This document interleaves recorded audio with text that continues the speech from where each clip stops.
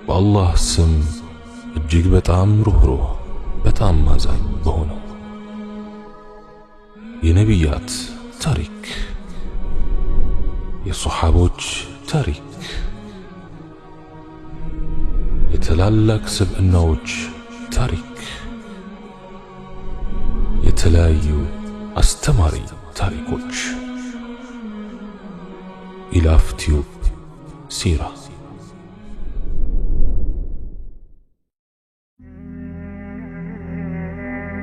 بسم الله اللهم لك الحمد كما ينبغي لجلال وجهك وعظيم سلطانك والصلاة والسلام على حبيبنا رسول الله وعلى آله وصحبه ومواله رب اشرح لي صدري ويسر لي أمري واحلل عقدة من لساني يفقه قولي السلام عليكم ورحمة الله وبركاته عمران ابن حسين رضي الله عنه عمران ابن حسين رضي الله عنه بخيبر زمቻ ወቅት ከነቢዩ አለይሂ ሰላቱ ወሰላም ጋር ቃል ኪዳን በተጋባ ጊዜ ነበር ለኢስላም እጅ የሰጠው። እጁ ከመልእክተኛው አለይሂ ሰላቱ ወሰላም እጅ ጋር ከተነካካች ቅጽበት አንስቶ ለበጎና ቅዱስ ተግባራት እንጂ ለሌላ ጉዳይ ላይጠቀምባት ለራሱ ቃል ገባ። ዒምራን ረዲየላሁ ዐንሁ የታማኝነት ትሁትነት ተቅዋና አላህን በጥልቀት የመገዛትን ስብዕና በነፍስያው ላይ ለማስረጥ ጊዜ አልወሰደበትም። በእነዚህ ባህሪያቱም ነበር የሚታወቀው። ምንም እንኳን የእነዚህ ደጋግ ባህሪያት ባለቤት ቢሆንና ከተላላቅ ስብዕናዎች ጎን ቢሰለፍም ሁል ጊዜ ማልቀስና አላህን መፍራት መታወቂያዎቹ ነበሩ። ብዙ ጊዜም ምነው አመድ በሆንኩና በነፋስ ተወስጄ ድራሼ በጠፋ እያለ ሲናገር ይደመጥ ነበር። እንደ ዒምራን ረዲየላሁ ዐንሁ አይነት ስብዕናዎች አላህን የሚፈሩት በማመጻቸውና ኃጢአት በመፈጸማቸው አይደለም። በፍጹም እነርሱ የአላህን ታላቅነትና ኃያልነቱን ግርማውንና ልዕልናውን ባወቁት ቁጥር የእነርሱን ኢምንትነትንና ደካማ ሆኖ መፈጠር እያስተነተኑ ነው ይበልጥ የሚፈሩት። ስለሆነም ምንም ያክል ቢያመልኩት ቢገዙትና መልካም ሥራ ቢያበዙ ስራቸውን ከምንም ነገር ባለመቁጠር እርሱ የዋለላቸውን ጸጋዎች ብቻ እያስታወሱ በምስጋናና በውዳሴ ይጠመዳሉ።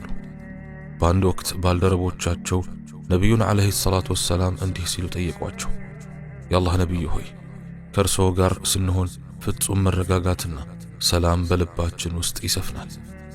መጪውን ዓለም በማስታወስም ልክ በፊት ለፊታችን እንደቀረበ ሁሉ አላህን ፈሪዎች እንሆናለን።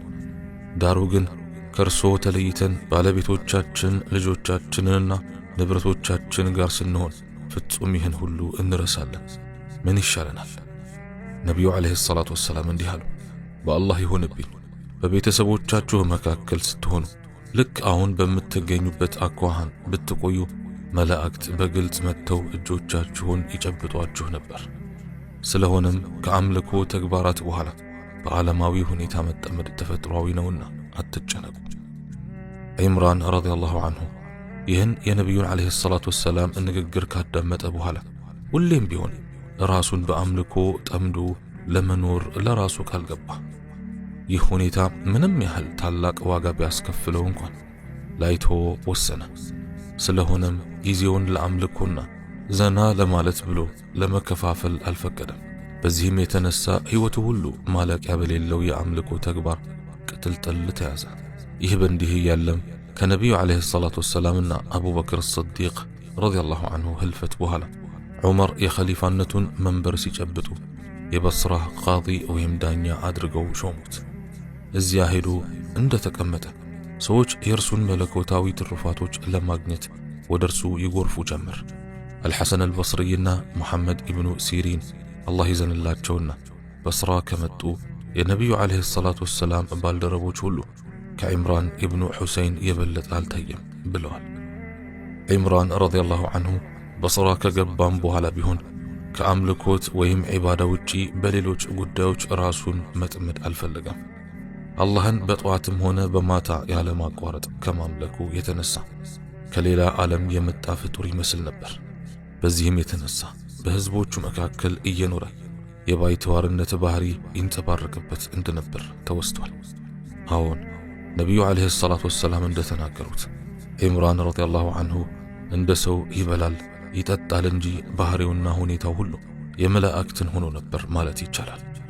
በዓሊ ብኑ አቢ ጣልብ ረዲየላሁ ዐንሁና በሙዓዊያ ረዲየላሁ ዐንሁ መካከል በተነሳው ደም አፋሳሽ ጠብ ሁለቱን ፓርቲዎች በመከተል በርካታ ሰዎች በተቃራኒ አቅጣጫ በተሰለፉ ጊዜ ዒምራን ረዲየላሁ ዐንሁ የገለልተኝነትን አቋም ነበር ያንጸባረቀው። እኔ በዚህ ውዝግብ ከምገባ ይልቅ ወደ ተራሮች ወጥቼ በጎች ብጠብቅ ይሻለኛል፣ ከሁለቱ ቡድኖች ለአንዱ ወግኜ ቀስት በመወርወር የአንድም ሰው ሕይወት ማጥፋት አልሻም በማለት የራሱን እርምጃ ወሰደ። ላገኘው ሙስሊም ሰው ሁሉ እንዲህ የሚል ምክር ለግሶ ነበር። መስጊድ ግቢ ገብተህ ተቀመጥ። ግቢው በጉልበት ከተሰበረ መስጊድ ውስጥ በሮቹን ዘግተህ ተቀመጥ። የመስጊዱን በሮች ሰብሮ ሊገልህና ንብረትህን ሊቀማህ የሚመጣ ካለ ተጋደለው። የዒምራን ኢብኑ ሑሰይን ረዲየላሁ ዐንሁ እምነት ጫፍ ድረስ የመጠቀ ነበር። 30 ለሚሆኑት ዓመታት ኃያል በሆነ ደዌ ተይዞ ይማቅቅ ነበር። ይሁን እንጂ በእነዚያ ጊዜያት አንድም ጊዜ ሲከፋውና ሲያጉረመርም አልተሰማም። ከዚያ ይልቅ ደካማ አካሉን እንደምንም አሰባስቦ በአምልኮት ይጠመዳል እንጂ። ሊጠይቁት የሚመጡ ሰዎች ሊያበረታቱት ሲሞክሩ ሁሌም አላህ የሚወደውን ነገር ነው ልቤ የምትወደው የሚል ምላሽ ነበር የሚሰጣቸው። ሞት ወደ እርሱ እየቀረበ መሆኑን በተረዳ ጊዜም ቤተሰቦቹን የቀብር ሥርዓቴ እንደተጠናቀቀ እንስሳ አርዳችሁ ሰዎችን መግቡ አላቸው። እርግጥ ነው ቤተሰቦቹ ዒምራን ረዲየላሁ ዐንሁ ወደ መጪው ዓለም በተጓዘ ጊዜ እንስሳ አርደው ሰዎችን መግበዋል።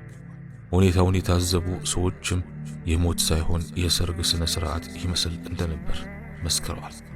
እንደ መላእክት የኖረ ሰው ሲሞት አሟሟቱ ሰርግ እንጂ ሌላ ምን ሊሰኝ ይችላል? እዚያ የጀነት አይናማዎች ይጠብቁታልና። አላህ ስብሓንሁ ወተዓላ መልካም ሥራቸውን ይውደድላቸው።